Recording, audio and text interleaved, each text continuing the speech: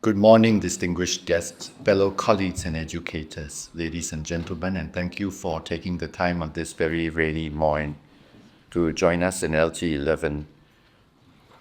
Outstanding professors in the field of education are hosted by the National Institute of Education under the C.J. Cole Professorship in Education program. This professorship has been made possible through a generous donation to the Nanyang Technological University Endowment Fund by the estate of the late lawyer Mr. Ko Chun-ju, or C.J. Ko for short. We are always deeply honored to have distinguished professors sharing their insights with us, which helps us in our collective endeavor to inspire learning, transform teaching, and advance research. This year, we are extremely happy to be able to have with us Professor Chris Chapman. He is a professor of educational policy at the University of Glasgow, where he researches issues of system change and educational equity and advises governments on the wicked issues facing education around the globe. He's also a fellow of the Royal Society of Edinburgh and has served as the president of the International Congress for School Effectiveness and Improvement. We are indeed very honored to have a distinguished scholar to deliver a 17th C.J. Cole Professor NIE seminar. Ladies and gentlemen, would you please join me in welcoming on stage Professor Chris Chapman. It's great to see so many of you here. I'm very honoured to be the 17th CJ Co Professor and indebted to the estate of CJ Co. It's good to see Darren in yours, so thank you, Karen. But some of you may have been a public lecture on Wednesday where I spoke about the network learning system. What I'd like to do in the next hour or so is just take them a little bit further. On Wednesday, I sort of focused on the community dimension, and today I was just going to sort of bring it back for NIE into the schools, but very so here we go. Let's see where the journey takes us. I'm going to try and do sort of three things really today. First, I'm going to talk about role of research and evidence in terms of how impact and change on policy and practice, and be quite explicit in terms of positionality of the work that we undertake. And then going to go into the idea of the network learning system and talk through some key principles. And then finally, with these Scotland as they come, and some of the empirical work that we've undertaken over the last 13 years, particularly focusing on what we call our middle tier, which is the 32 local authorities or school districts that manage our schools. And finally, in conclusion, for some lessons. So that's the agenda. So, I think this is a really ESB quote by a former schools minister in Westminster in London, in the UK, and David Law says, the law decision making is not based on evidence, but on hunch. That sounds rather familiar, I think, to many of us in the room. I had little coming to me from civil service that presented the latest academic evidence. Too often, they just serve up practical advice about how the minister can do what he or she wants, essentially falling into the trap of keeping the minister happy. What's politically expedient at the time rather than what's based on evidence. But of course, politicians are prone to make decisions based on ideal bit of personal experience. I can think of many ministers that I've worked with over the time who have either taught themselves or have had perhaps partners that talked, and that becomes their evidence base. It's based on hunch and anecdote and bra and ills. And of course, part of the problem is us as academics don't really understand sometimes the complexity of the political and policy process. But as Cooper tells us, when practices are based on custom or ideology, and there are practices based on evidence, the results do flow. We do have empirical evidence of that.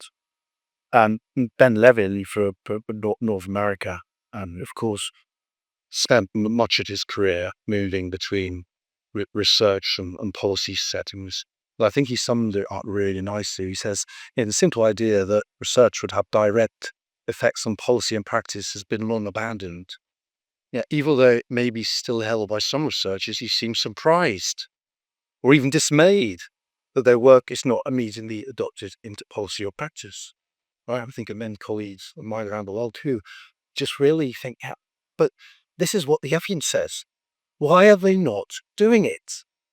And of course, it's because it's a really complex and difficult political process. And Tinkles, again, finally, the last thing I would say on this, um, it's not really about research projects and bite-sized empirical findings that those in power, critical leaders, seeking out academic advice.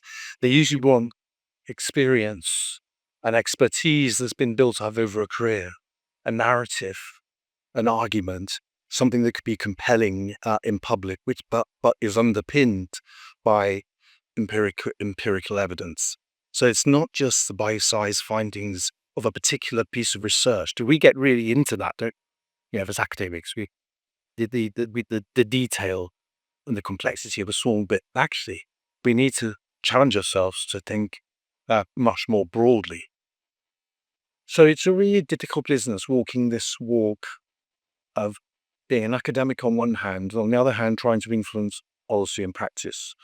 And I'm still trying to puzzle my way through this and navigate how am I doing. And it feels like sometimes that you're walking a tightrope. That pill for me, it's people. See some nods around the room. On the one hand, you want to maintain your independence and your critical stance. That's what we do. That's what makes us academics. But on the other hand, you want to maintain your seat at the table, because if you don't have a seat at the table, you can't influence or bring support change in the system. So essentially, you are walking that tightrope, and you're constantly dancing with the devil in that sense. So we're quite deliberately clear to ourselves in our research group, in our team, that we will take a critical stance. We will challenge, we will question, but we choose when and where we do this. So you don't see me, for example, writing highly critical pieces in the public media as some of my colleagues do. But that doesn't mean that I'm a lapdog of government. I just made those points in a different environment, in a different audience. And that's sort of one way that we try to keep our seat at the table. We also produce papers and think pieces that are deliberately balanced and written in a certain style, because you can make your points in different ways. You can be challenging but constructive. So that's the start. So I just want to be clear from the outset that this is the sort of arena the work that I'm talking about today is located in. So within that, we're working as researchers and supporting developments in the field to build what we have been create a network learning system. So maybe just take you through the rationale for working in this way. And this has been built up really over 30 years of our work. The rationale goes something like this. Education systems have untapped capacity to improve themselves. Essentially, wherever you sit in the education system, there is more knowledge and expertise than ever is utilized. And so one of the key challenges for us is to actually untap that latent potential that exists within an education system. And the way that we can do that is by moving knowledge, ideas, and expertise around the system across different types of boundaries to unlock that systemic potential. But we don't do that on a whim. We don't do that on a hunch. We do that in conjunction with using evidence from wider research, and also generating new practitioner-led knowledge through undertaking various types of collaborative inquiries. So the decisions that we make are underpinned by a critical edge. This isn't about just making everybody feel good and working together in a sort of collaborative way. This is collaboration with rigor. But we also know that this has to be focused. This work is focused, and it's focused by drawing on the research evidence that gives us insights on the best way to move. And it has to be co-constructed and adapted to and owned by the local context. So it's really important that those that are charged with making changes within the education system feel that they own the changes they're making. This isn't about change being done to people. This is about people working together to create solutions to the problems of practice they face within their particular contexts. But it's also not the case of letting 1,000 flowers bloom.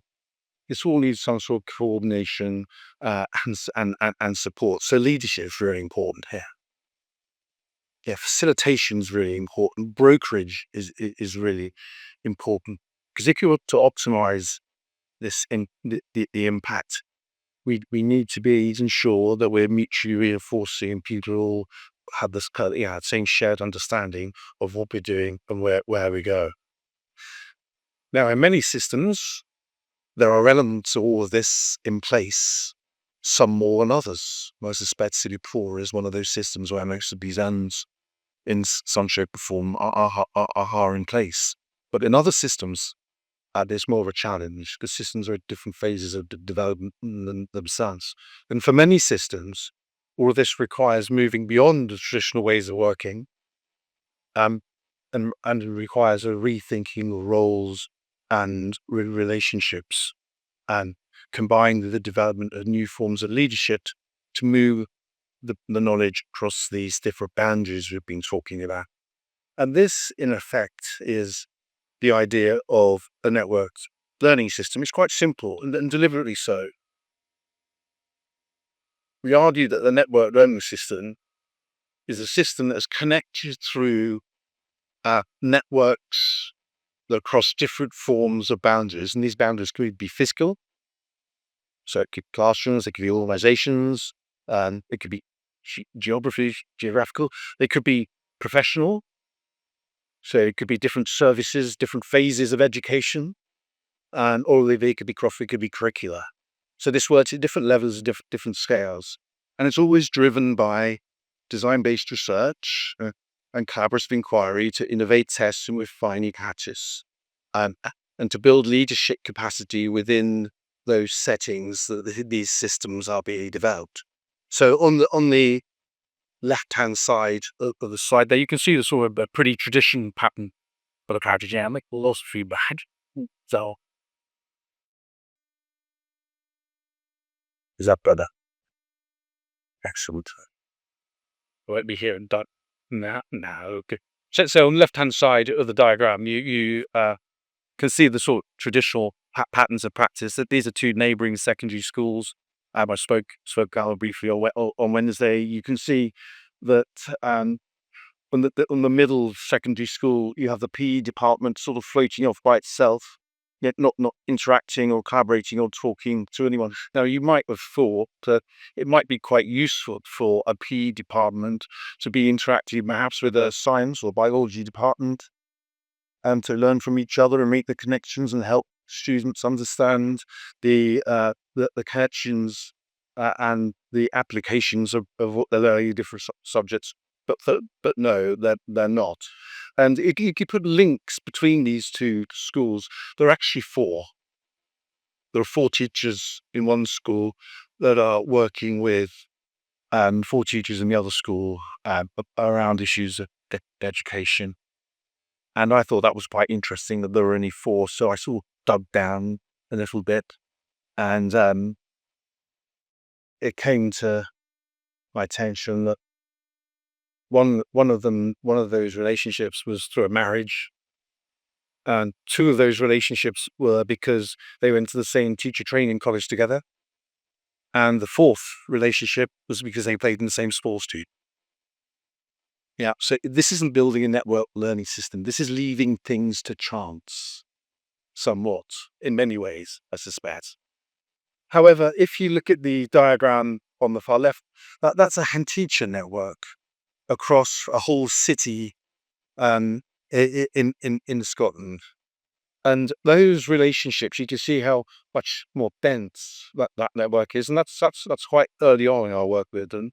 That and those relationships have been built through systematic collaborations and inquiry and professional learning, in combination through support with the university, the local authority, and improvement agency, not leaving things to chance.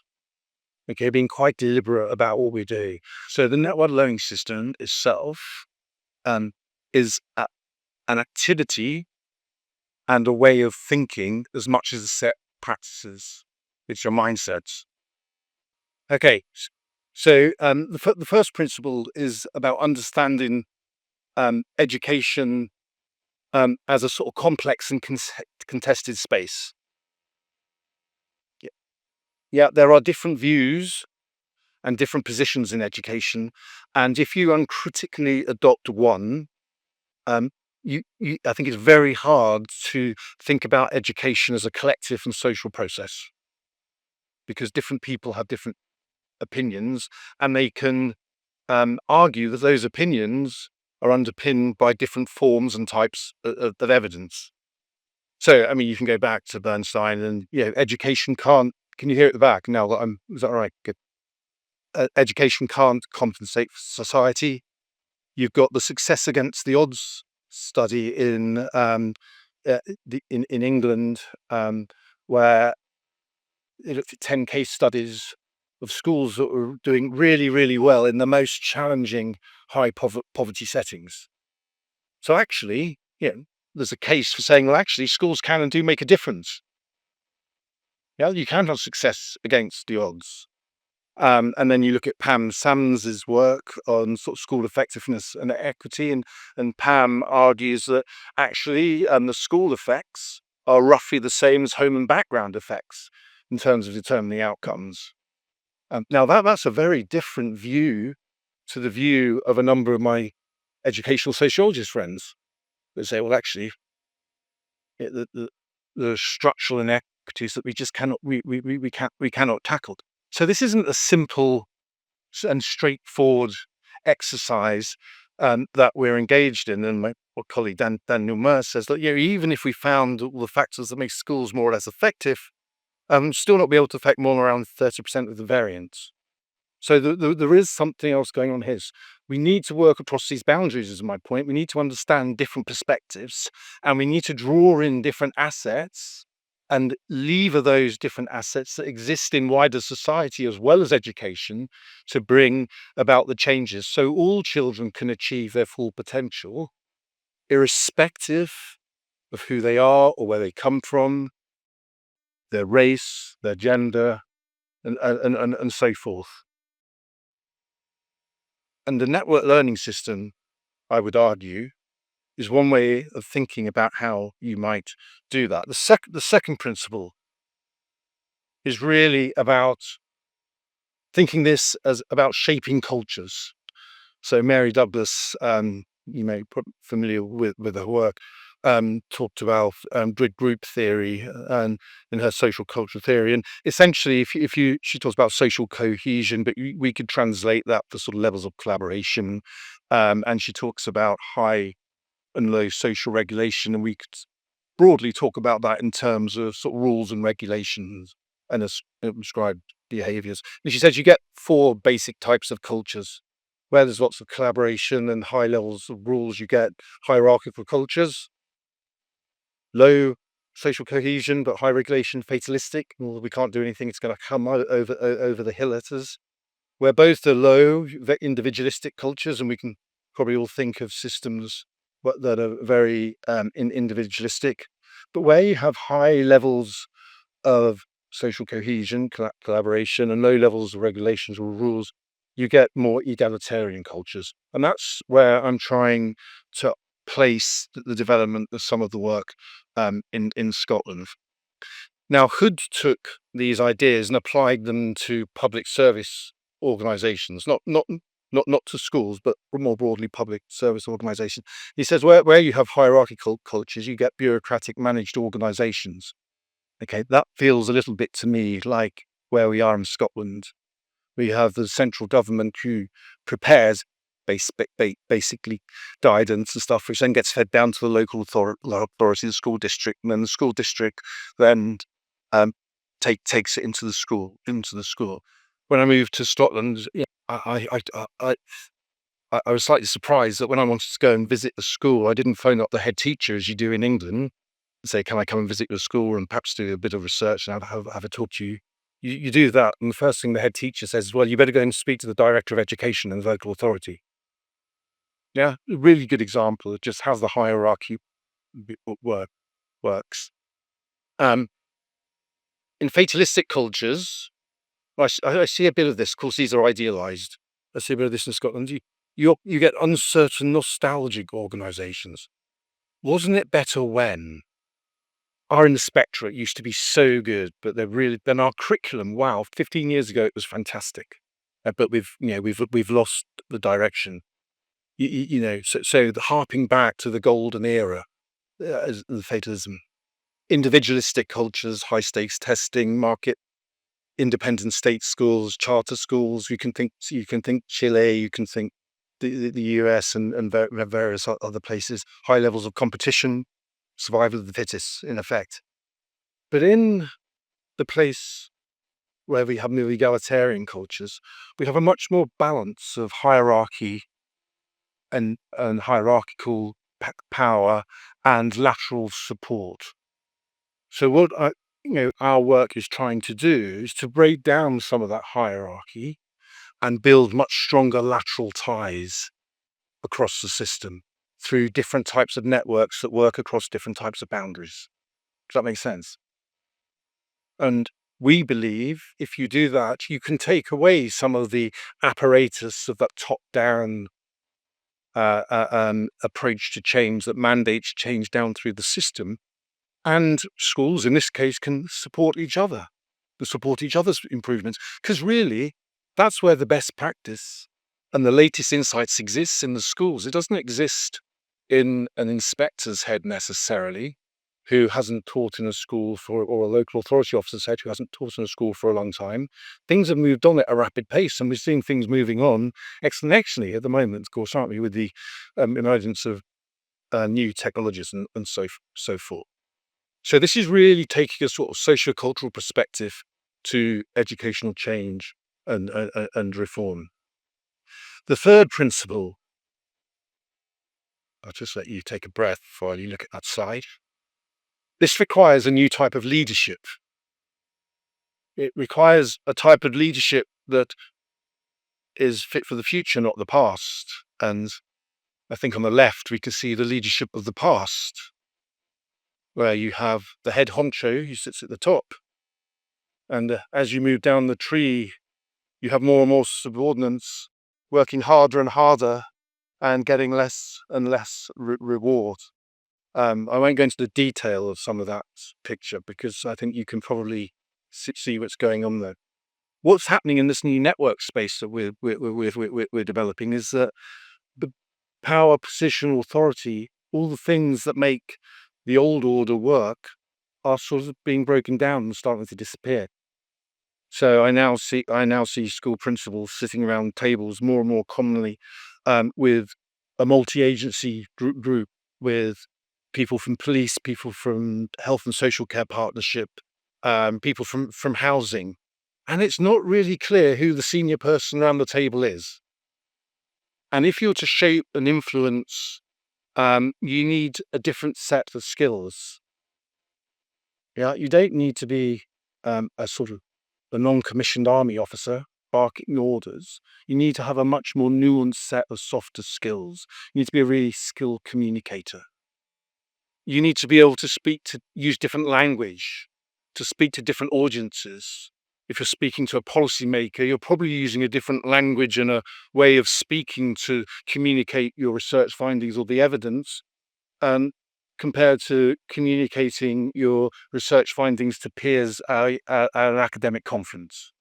Yeah, so you need to be able to move between these very, very different environments. You need to be a skilled networker. So these people um, are really socially, emotionally adept.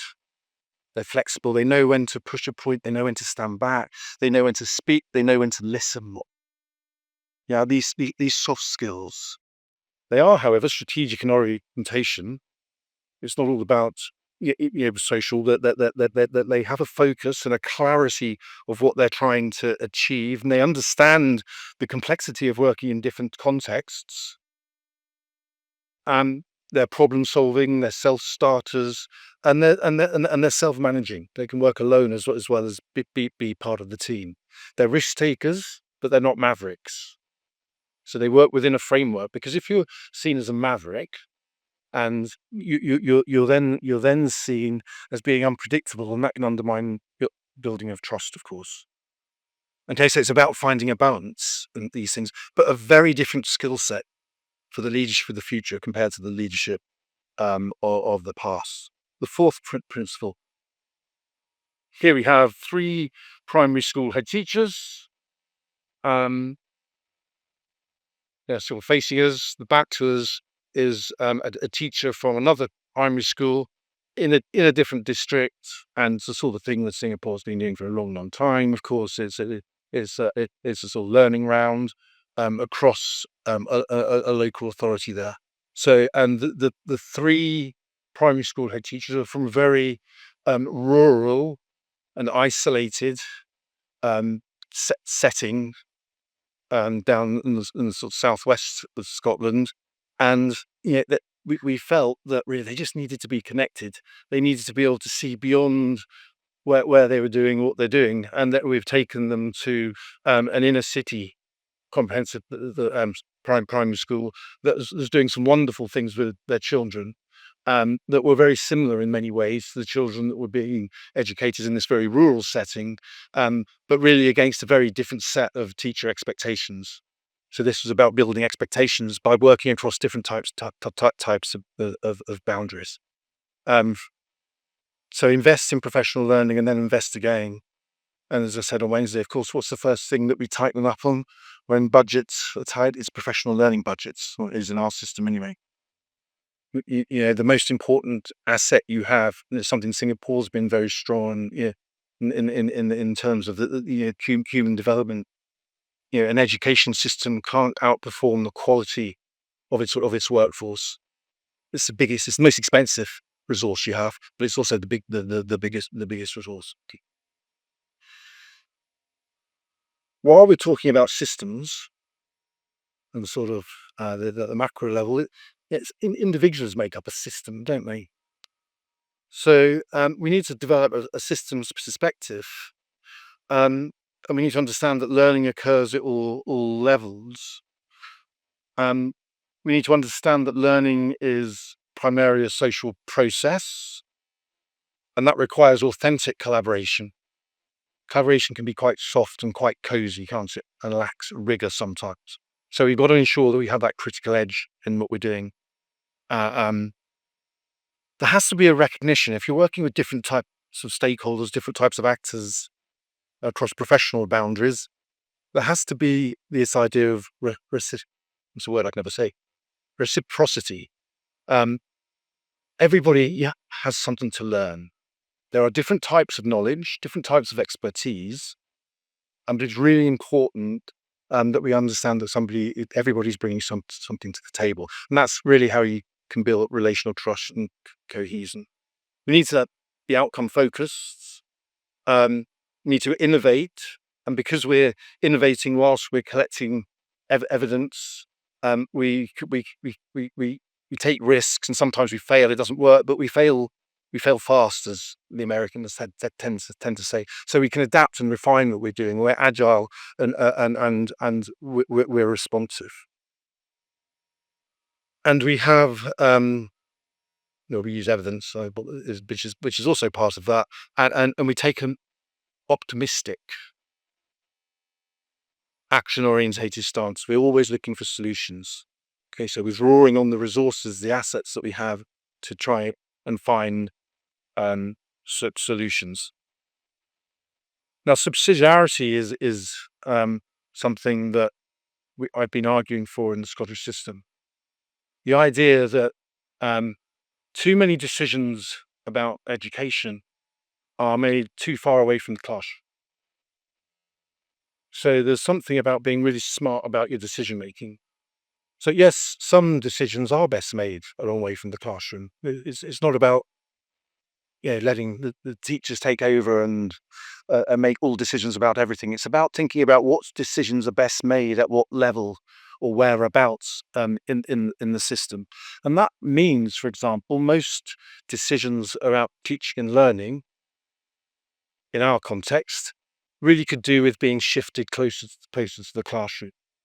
And that fits in really with the idea of the egalitarian culture. So subsidiarity is an issue that is really important, I think, in terms of creating the right sort of culture, and it also links into um, I think it's also very symbolic in terms of um, building trust in the profession.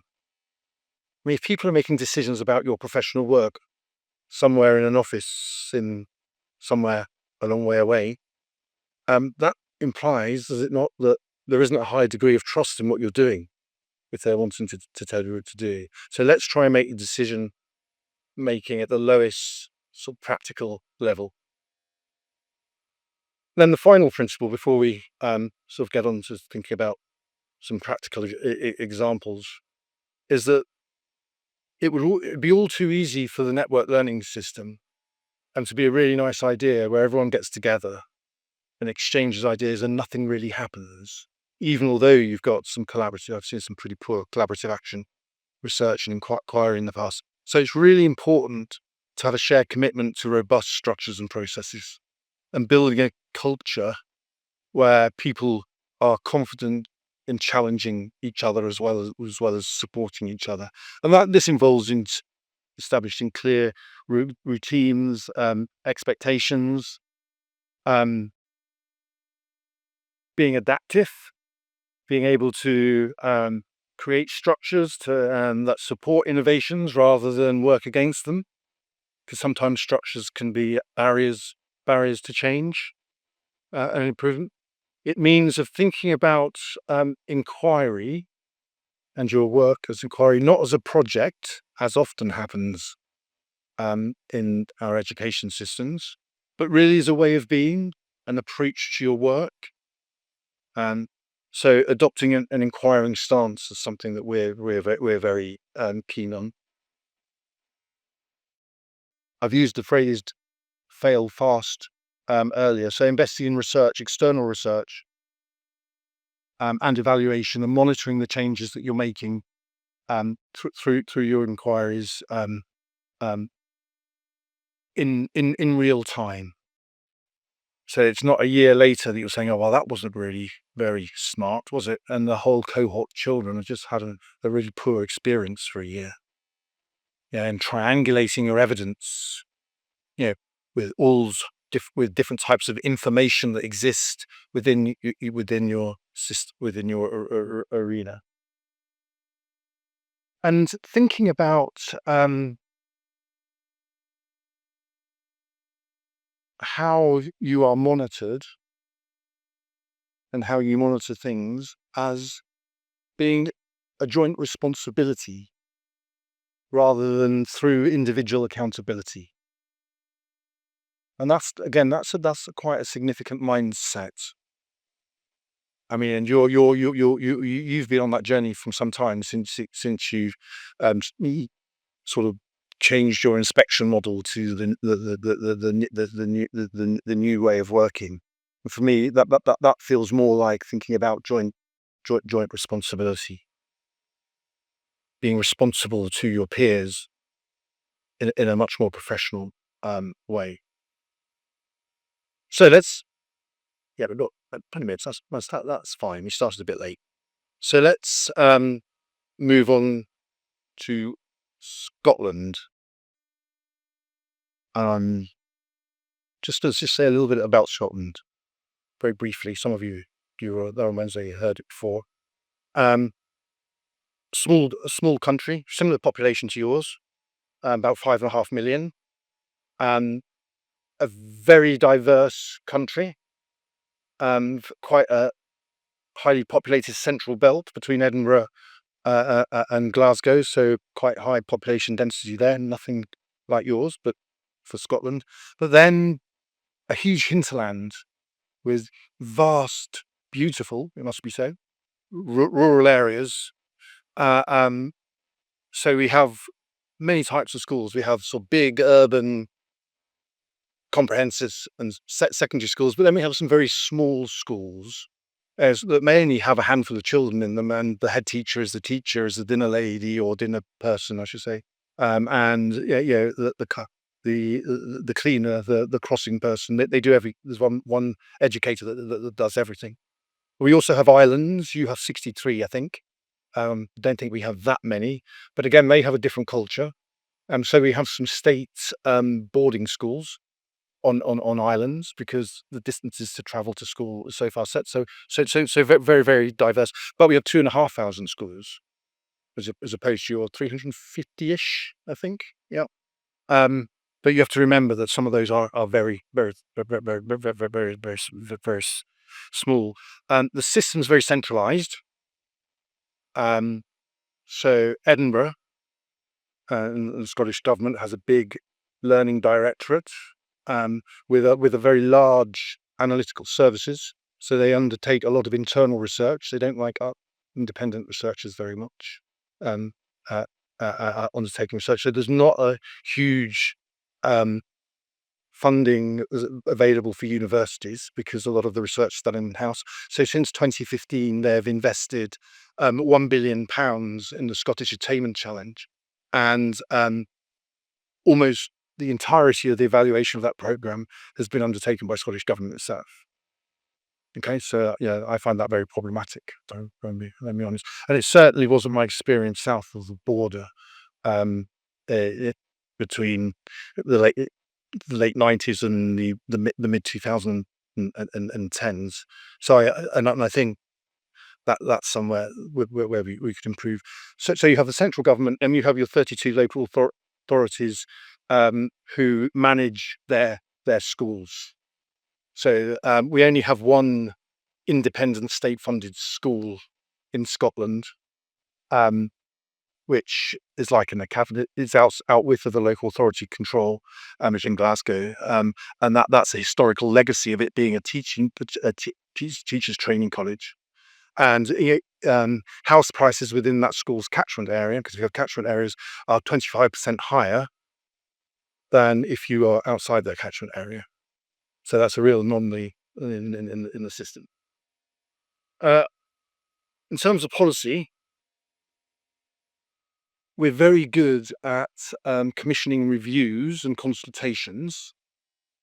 And since the OECD review in 2015, there have been numerous reports and think pieces, independent reviews in the Withers review in sort of vocational workforce, Louise Hayward's review, which I was part of on qualifications and assessment, 3 reports of the International Council for Education Advisors, which is taking part now, is going on now in Scotland as we speak. In fact, he's there and I'm here, so I'm not quite sure how that works, but we sort of crossed over the Atlantic somewhere. And all these reviews say roughly the same thing, that there was that there's been a national discussion, what was commissioned, which Alma Harris and Carol Campbell ran, but there hasn't really been any action. And we have an election next May. But this isn't a recent phenomenon just before an election. This is a phenomenon that's been going on since 2015. So there's a sort of feeling of inertia in the system. But that hasn't stopped us. And this is why we're dancing with the devil, because we are working away. And I've seconded into government for 4 years, advising, which is sort of where some of these ideas got rooted into policy. But now nothing is really changing. We're working directly with the system, doing something different. And if you think about the network learning system, we sort of tried to do it the official way. So in 2013, we worked with the Improvement Agency to develop the School Improvement Partnership Programme. Um, and we reported to Education Scotland arguing for regional and innovation hubs, again, to try and build these collaborations across different boundaries. The Association of Directors of Education um, brought um, jumped onto that. I was sort of advising in government around the governance review in 2017, where they announced the launch of 6 regional improvement collaboratives across Scotland. So the idea was that you would get local authorities working together across local authority boundaries to enhance improvement, although local authorities would still retain the legal responsibility for school improvement. It wasn't designed to be another tier of bureaucracy. It was designed to be another club, another network that could support improvement. We then went into the pandemic, and they gathered strength. The 3, including one done by the Scottish Government, really positive reviews of the progress that these regional improvement collaboratives have made. But funding got tighter, and the minister had a new idea. She wanted to set up a new centre. So she immediately tapered the funding, and it's 0.01% of the education budget. So she tapered the funding and then withdrew the funding in 2014. So regional improvement collaboratives no longer technically exist, although they do. So we've worked with one in particular since their initiation in 2017, and they found that their work to be so impactful. I'm thinking they talk about the network learning system, that they are funding posts to act as the broker and facilitator and the support across the 8 local authorities. So each of the local authorities is putting their own money in to keep this going, and their budgets are being slashed. So for me, that's the acid test, really. Others have withered and died, and they say, "Oh no!" And there was variation performed in what these were doing. So the work still goes on in some places, and we still work with them. And there's a legacy of relationships that have been developed and ways of working in the other 5 that aren't actively contributing funds. Although there are other moves within the system, because things evolve and move on. So the Association of Directors of Education have now grouped local authorities, school districts into 4s, so that they're developing new ways of collaborating, and they're still talking about the idea of the networked learning system. So if it's drawing out the lessons, and another example, talked about there, working across 8 local authorities. Another example of a network learning system in the middle tier that we've been working on is the Every Dundee Matters programme, which we developed in partnership with the local authority in Dundee, which is one of the it's often called the drugs capital of Europe in the media. It's a very challenging local authority, and our approach there is say Every Dundee Learner Matters, EDLM, and we focus on the 3 Ps of presence. If children need to be in school, and attendance is a real challenge for us at the moment. Participation, children need to be engaged in school, and then progress, in the broadest sense. And if all children in Dundee can be present, participate, and demonstrate progress, then we're helping to support the development of a more equitable education system across Dundee City. And we do that by working within schools. So we have what we call a SIG, a school inquiry group, which undertakes collaborative inquiry in one of those 3 areas. We have SIPs, and that was the first reading of our SIPs along the top, which are clusters of sort of 4 to 5 schools working together. And you can see how different SIPs, on the left, they've done nothing at that point. And then G on the left, you can see is actually beginning to cohere into a network, and you have various phases and iterations in between. So inquiry, collaboration, a focus. The 3 Ps is the focus for Dundee. A set of structures and processes to help build that egalitarian, that collaboration across the system. Uh, uh, and I showed this on Wednesday. The bottom diagram I think is really important. That shows what can be achieved. That's 2 primary schools, and that's really teachers' interactions around innovations in pedagogy and learning and teaching. And the red circle is the sort of the interface of the 2 schools, and and the blue nodes on each side are the head teachers. So for me, the really interesting thing here is the head teachers are really firmly located in their own school. They're not leading the change. This isn't heroic leadership. You've got teachers from each schools, roughly in equal numbers, at the interface, spanning the boundary between the 2 schools, and the black dot in the middle is the local authority, so improvement officer. So you've got an external facilitator and a broker. And all of this sort of reminds me, when I think about the role of the local authority and the role of the university, of Lawrence Stenhouse's idea, really, that in short, is the second part of the quote particularly, it's the task of all educationists outside of the classroom to serve the teachers. And I think sometimes we forget that. For only teachers are in the position to support good teaching. I think that's key. And I think that's what the local authority in this example are recognizing. So yeah, drawing up the learning is that the network learning system in the middle tier do have the power to connect with teachers and classrooms. This isn't an idea that's amorphous, that's floating in the surface, detached from the realities of teachers' daily lives. This is actually penetrating schools and classrooms, although it's working predominantly with the middle tier away from classroom. The second lesson,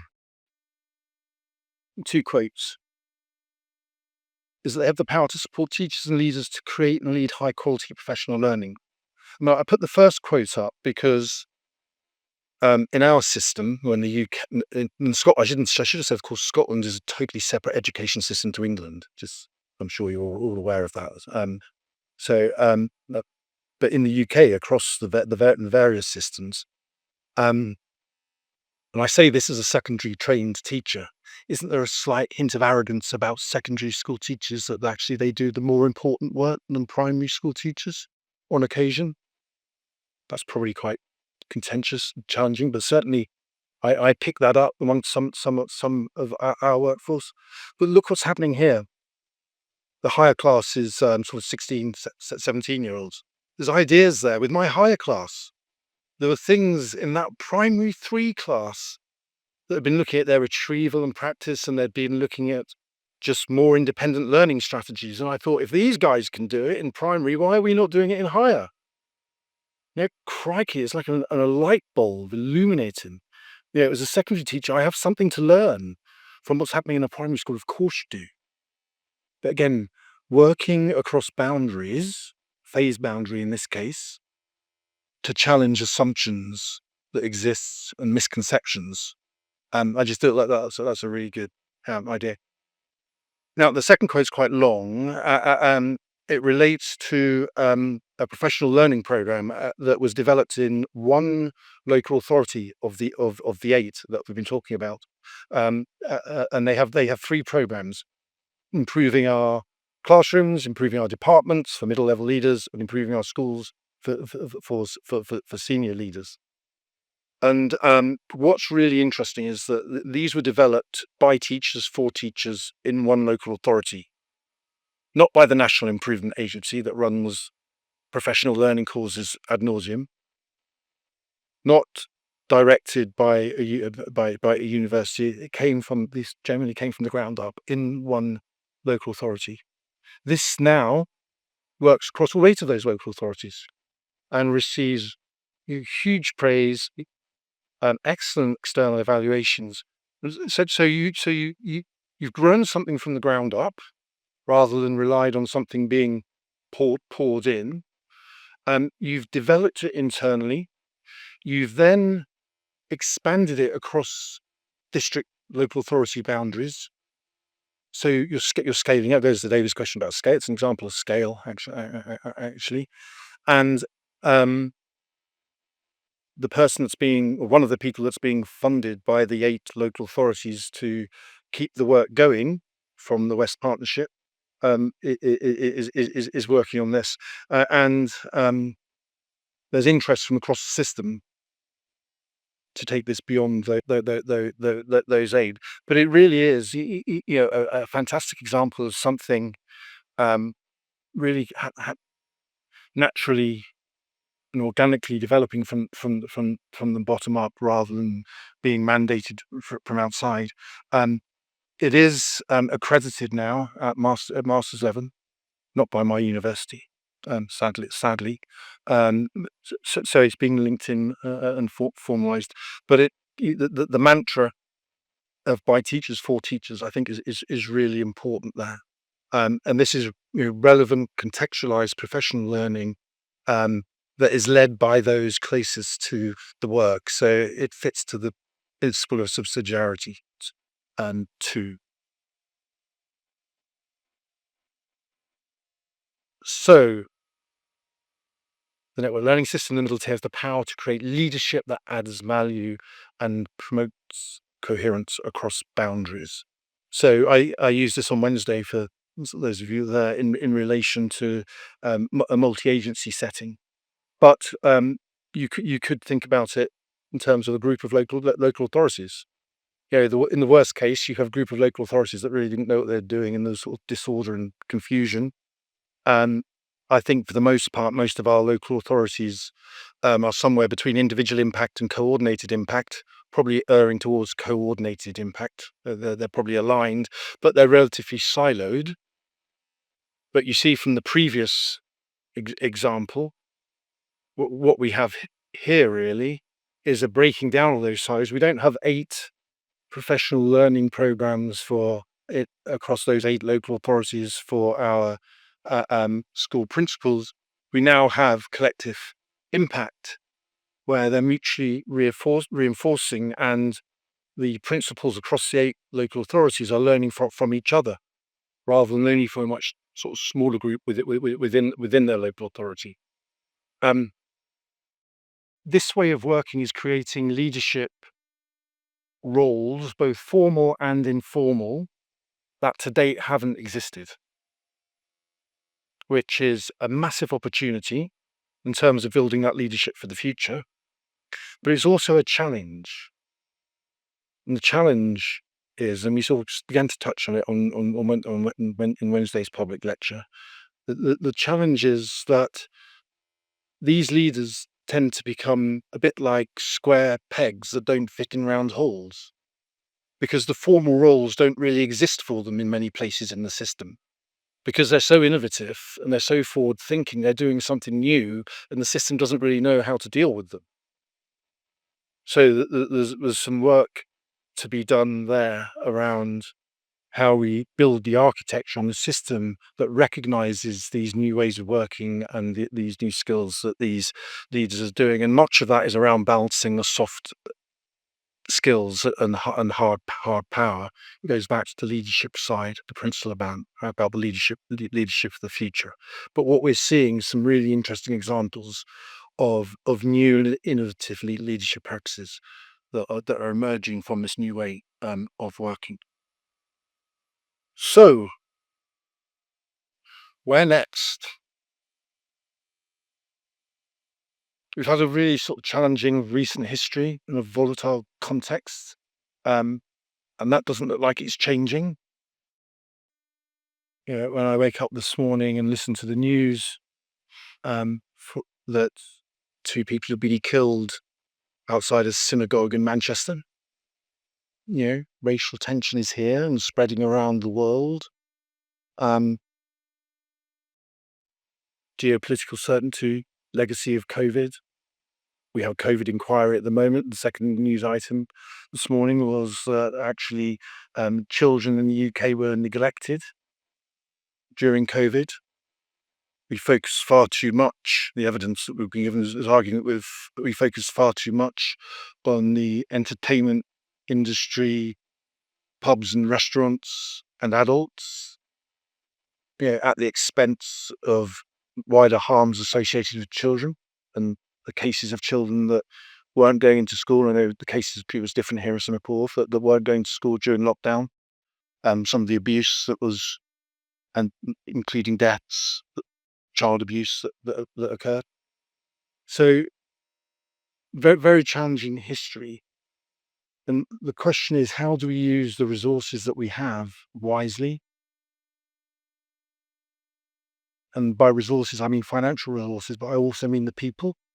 Because this isn't about doing something else on top of your day job, which is a real challenge.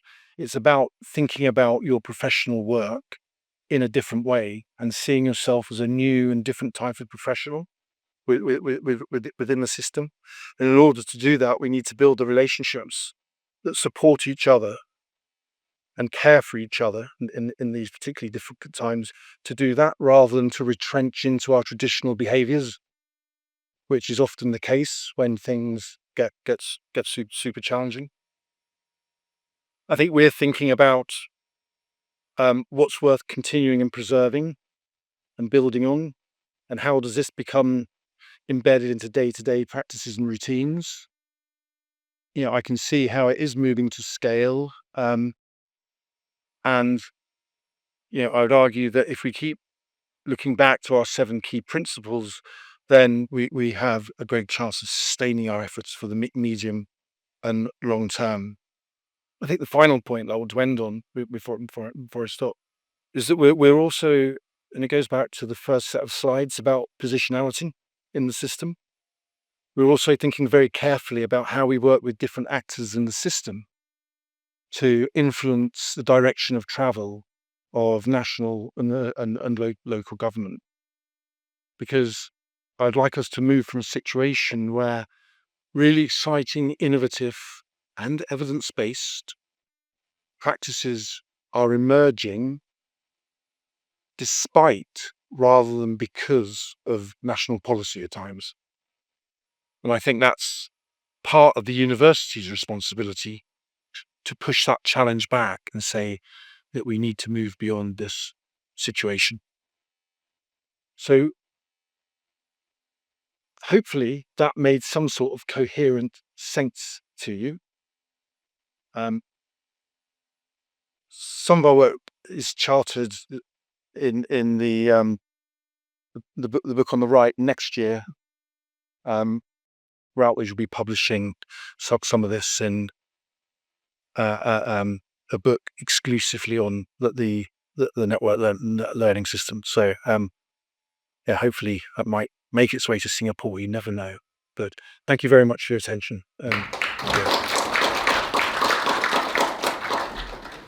I think I can start off with a question. I think I can start off with a question of my own.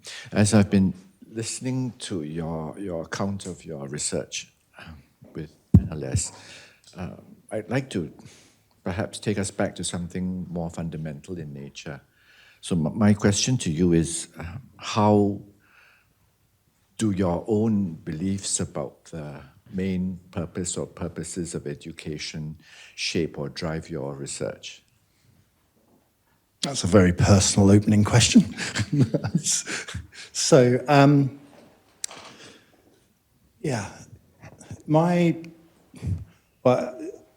think our values and beliefs are linked to purpose, and I think our experiences and how we came into the world are key to that.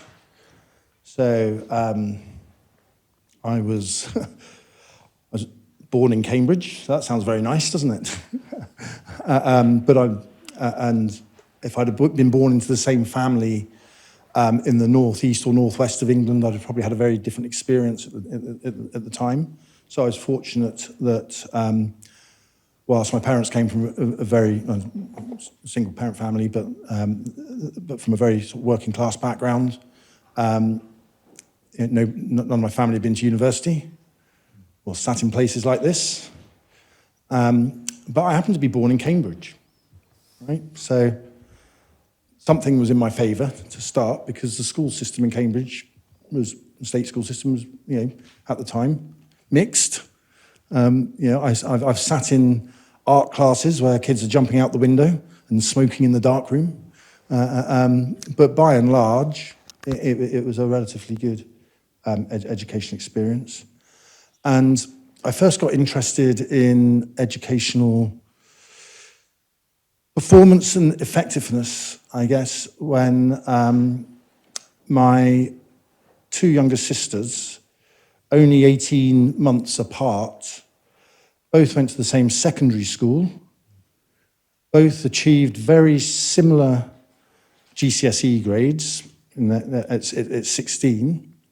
One of them was persuaded to stay in that secondary school's sixth form, the same school that I went to, and the other one went to a sixth form college, one of the highest performing sixth form colleges in the country, Hills Road Sixth Form College, which is also where I went. And despite them performing very similarly, being only 18 months apart, being sisters, taking the same subjects, they're working equally hard as far as I could see. Their outcomes at 18 were pretty different. So that was the first time I really began to think about the quality of schooling. And the impact that quality of schooling can have on children's lives. And it goes back to the Hatcher quote that where he says, basically that by and large the trend. He makes a counter argument that the trend is where you come from determines where you go. It's a more sociological argument. And if you look at a population level, that's right. But here, for the first time, I was seeing evidence, as I saw it, that schools and education do make a difference and can be a driver of social mobility. Yeah, they've certainly been a driver of social mobility for me. So that's what that's where my values come from, and that's where my sort of passion for wanting to work, particularly with disadvantaged children, so that they can achieve their full potential, and thinking about how you can put the conditions in place in a system that allows them to do or supports them to do that. Does that make sense? Yeah. Yes. Thank you very much. Do any of the audience members have any questions?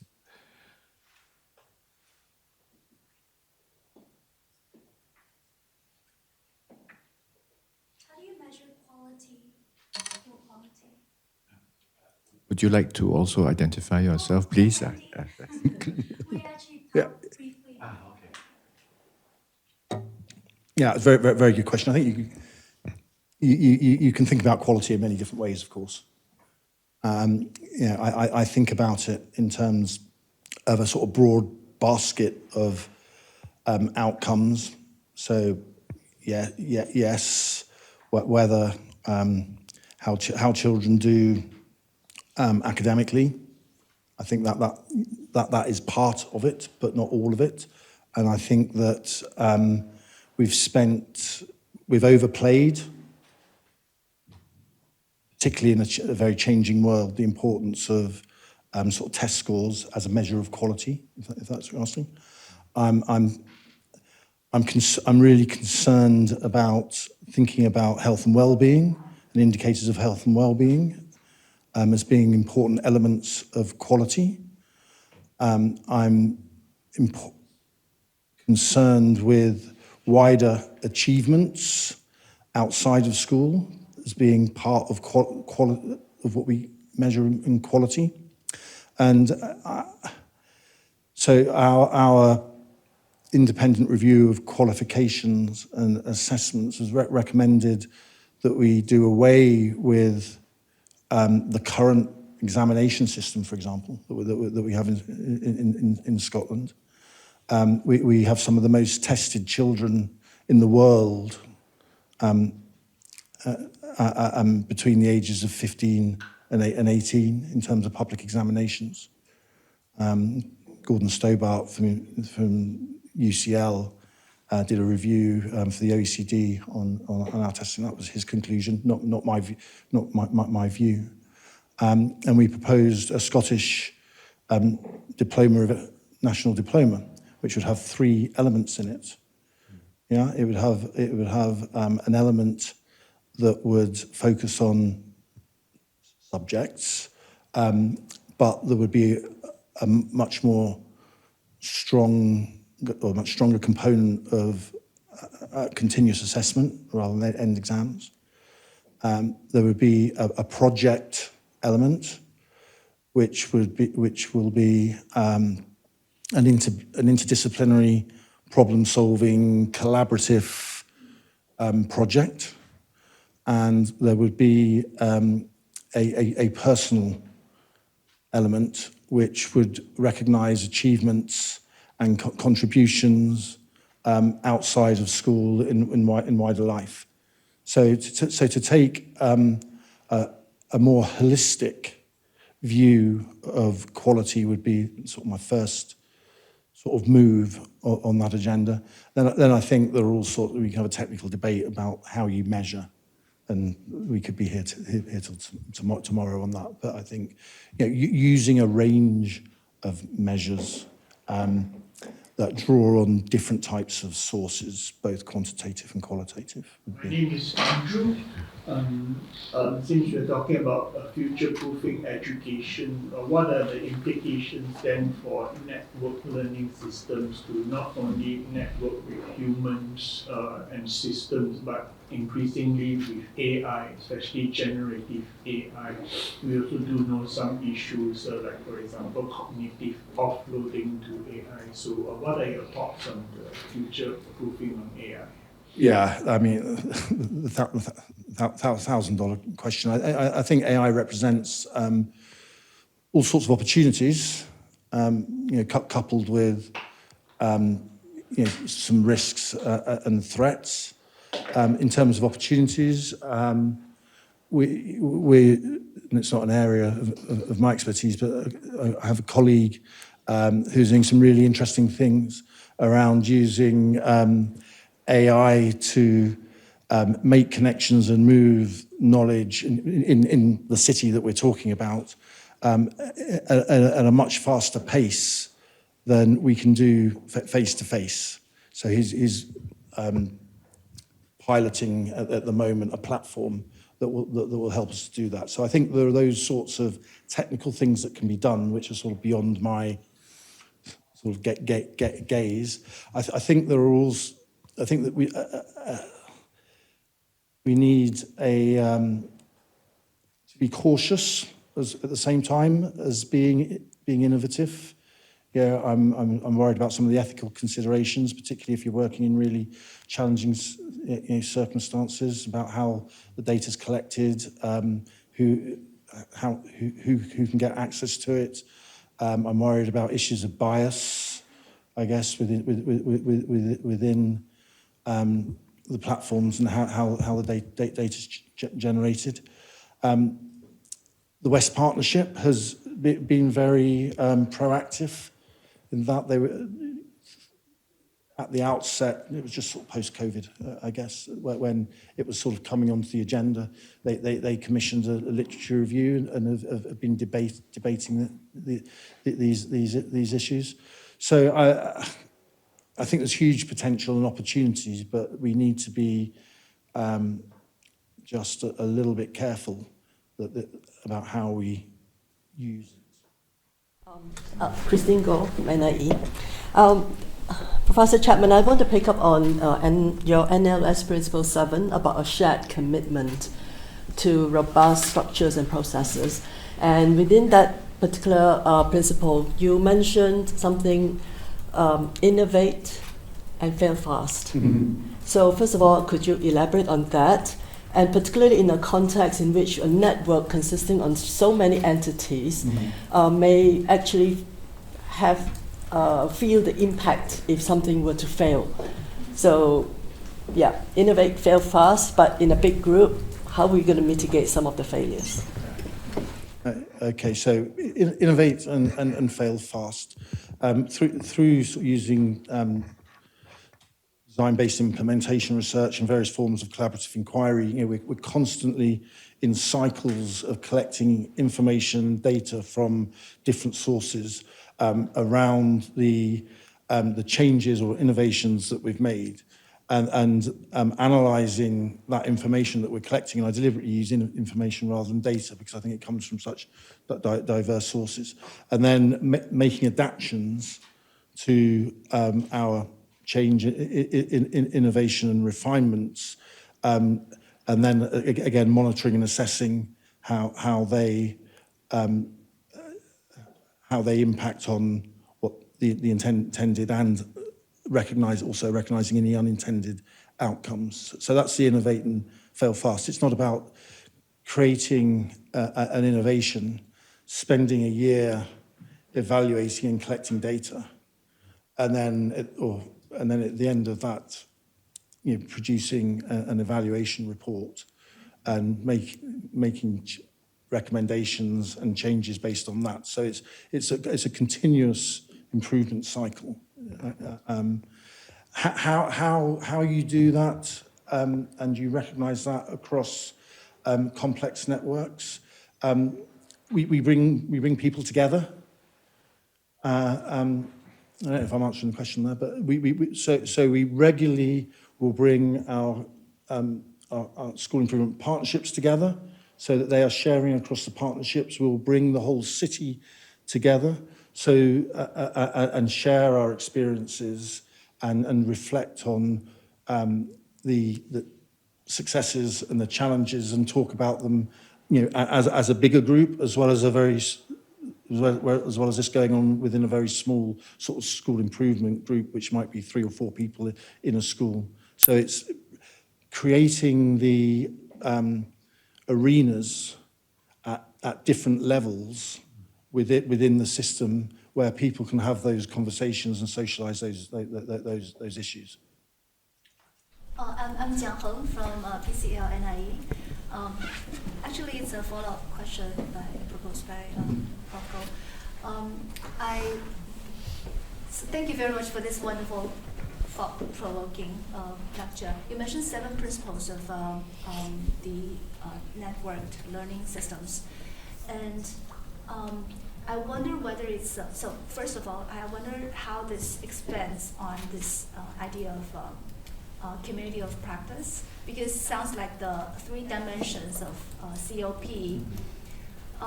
is kind of foundation for this NLS, because they also have the 3 dimension of mutual engagement, the shared repertoire, and then the joint enterprise. And then the 7th principle seems to expand on that.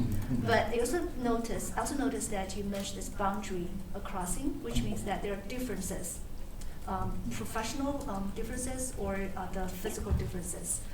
And then I'm thinking of in terms of failure, tensions, in this process of boundary crossing. So I wonder, what is the role of the researchers when we engage teachers to do inquiries at the practice level? Are there any kind of challenges you face as a kind of university researcher? And then what could be some kind of failure you fail. Yeah. Oh, sorry. It's kind of my thinking process. I'm thinking like you can pick anyone to start with. Yeah, thank you. Okay. I might tackle them all, actually. I think they're really good questions. Thank you. I think that, I think you're right about communities of practice. I mean, there's a long history of working in this sort of way, and I think sometimes we forget that. So I mean, you can go back to Stenhouse. I guess you could go back to Kurt Lewin's work. It's a similar vein.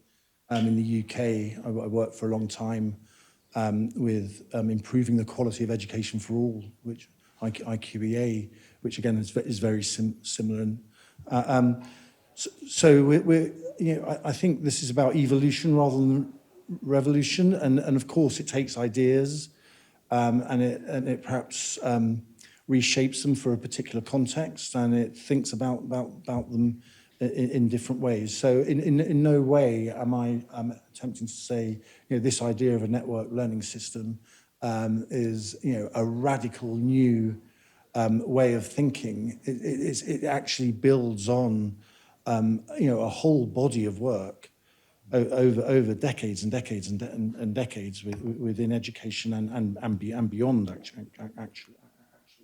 And I think that's really important to recognise that. And I'm sort of careful to do so, particularly in my writing. It frustrates me when I see papers written, for example, where you would think collaboration started in 2022 or in 2019 with I don't know, network learning communities or professional learning networks. So there's a real danger, I think, of the emperor's new clothes here.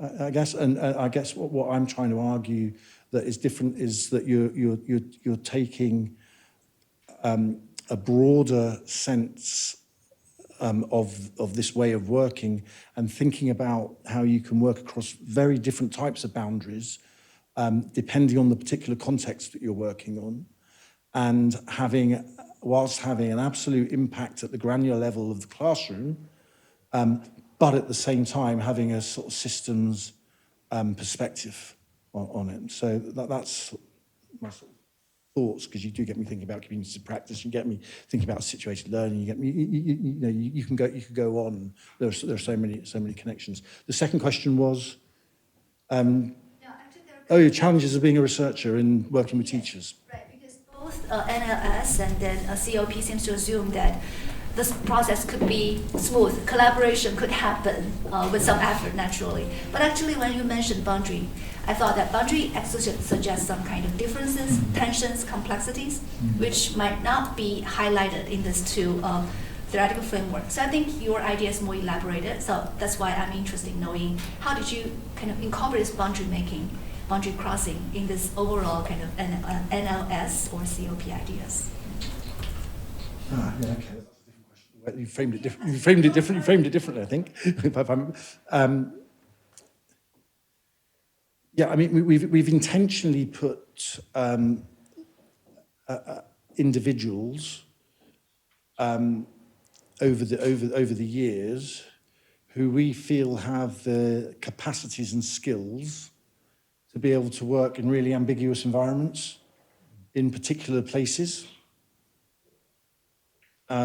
Because it requires you working across those different types of boundaries. It is really difficult work, and many people find it very, very challenging.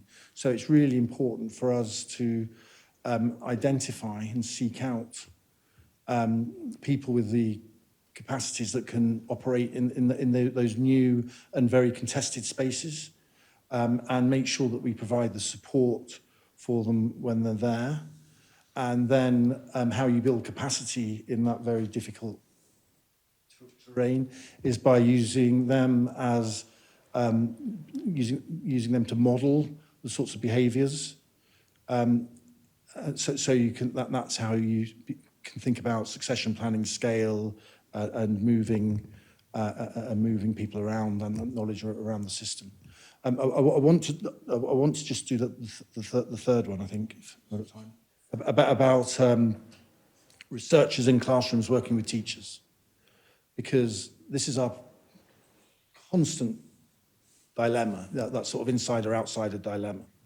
And we've tried different ways of dealing with it. Sometimes we've, and I'm thinking across a career now rather than sometimes we've gone too native as academics and almost become part of the system. I can remember projects where you end up almost working as a consultant, and you're there, and you become an insider. You almost become coerced into being part of the school team. I've worked in projects where the reverse has been true, and we haven't integrated or built the relationship that you need to work in this sort of dynamic way, and we've remained being almost external evaluators. So we're constantly, it's another tightrope, we're constantly trying to walk or balance our engagement in terms of supporting developments, facilitating developing, but at the same time maintaining some sort of independence, objectivity, in terms of research stance. The way we've done that with, or tried to do that with the West, for example, we hired a researcher to undertake the external evaluation, and she had very little contact with our researchers who were supporting and facilitating the developments within the partnership. So in a sense, there was a sort of a dotted line or a wall between the evaluative part and the developmental part, and it was myself and the other lead who would make the connections between the two. And that's one way of dealing with it. But we continue to experiment, and I think there's no one right way of dealing with that sort of dilemma, because it is a dilemma in this type of work. And of course, then that has impacts on what the university values. Yes, they love this type of work in the UK because it then becomes an impact case study for the research excellence framework, which gives us returns. And that's great, but that means you have to have impact and you have to get in there and get your hands dirty. But on the other hand, you need your sort of high quality academic outputs. So we're always balancing that tension as well in terms of what the university needs and what we want to do in terms of creating a knowledge base. Very heartened that you discuss at length leading with regards to the middle tier and also Lawrence Stenhouse's quote. But my question really is that in strengthening leadership capacity, I think in your principle number 3, building leadership capacity that is fit for the future. Okay, my question is that what would it take to build leadership capacity that is truly educational? Because so much of the network, the managing, if you're a head teacher, there will come to a point where you become an organizational leader, and we forget, not intentionally, but just because it is just so overwhelming, right? So what would it take to build leadership capacity that is truly educational, right? Where head teachers, principals are not just leaders in general sense, but leaders of curriculum, leaders of pedagogy, shaping the purposes and practices of schooling for the future, in the process of managing all these networks, building these networks, and negotiating with government and whatever else. That's a really good question, Jasmine. Yeah, thanks. It's a philosophical question, actually, isn't it? Because we have school leaders of academies in England who are former senior leaders in business and don't really have much educational experience, but they see themselves as educational leaders, and they manage a team who have a knowledge, experience of curriculum, and all things education. I hope that's not the future. And again, I think this comes back to values. For me, I would want to see our senior educational leaders to have an educational background. I would hope that those educational backgrounds would be diverse. I would hope that they would have experience of other sectors as well as education. But I would certainly be of the opinion that our educational leaders of the future would have a deep-rooted understanding of education as well as leadership and management. So I think that in terms of professional learning, there has to be components of the, if you want to call it curriculum, professional development curriculum, that are fundamentally about education and stretching their educational understanding and their understanding of what it is to be an educator. I think you asked a question about philosophy and values. Is really how I read that anyway. Hi, I'm Yancy. We met. Yeah. Yeah. So in a complex NLS, there are critical connections among the nodes. So I'm just wondering, in your course of the work, right, do you actually identify junctures where a coupling system should be more pronounced, and also at points where you think that decoupling system may actually be more beneficial? So the way that we use the visual data with the school leaders is, and it's taken a bit of time to get us to it. It can be very threatening because it's individual. You know, the head teacher network across the city is the one that I'm thinking of. You know, the first thing you show them the data visualization, the first thing they try and do is work out where they are. Of course, you know, it's human nature. It's human nature, and so to move the conversation beyond that, we get them into groups and we start looking at the patterns. And there's one link on. I don't know if I can get it up. On the citywide, where you hear me if I put that down. You've essentially got a network that looks a bit like that, and then there's just one person here that's only linked to two people. But of course, whilst they might look like, you know, one of the most disconnected people in that network, they're actually one of the most important. It's not necessarily the number of links you have, it's where you are in the network. So that individual is forming a bridge between two much stronger clusters. So if they disappear, then that flow of information goes. So we tend to, rather than thinking about it in terms of decoupling, we tend to think about we'll get the leaders involved to reflect on where the strengths are in the network and where the gaps are and where you might consciously want to build more relationships rather than decouple them. Thanks for the very insightful talk, Marianne from PCL. I'm just thinking, you know, much of education indeed can be future-proofed, but at the same time, amidst lots of uncertainty, much cannot be future-proof. And so I'm thinking it really depends on values, shared vision, and where we're going together. And so just wondering your thoughts on this. Yeah, I mean, I would agree. I would agree with you.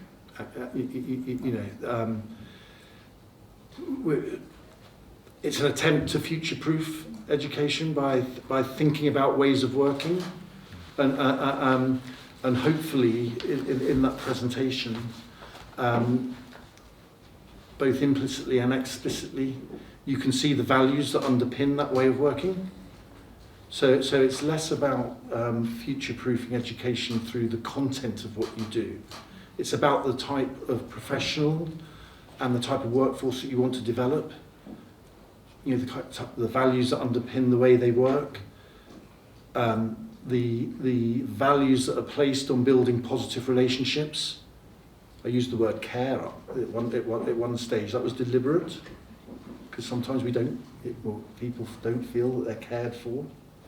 So yeah, future-proofing can be taken in quite a glib way, but actually, I think if you peel back the surface, it's about a stance and an approach to educational change, rather than a tick list of things that you can do to build a network learning system that is going to future-proof education. That's not what I'm arguing, I think.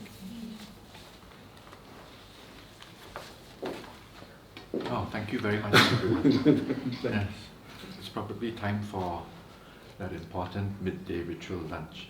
Yeah, thank you very much, everyone.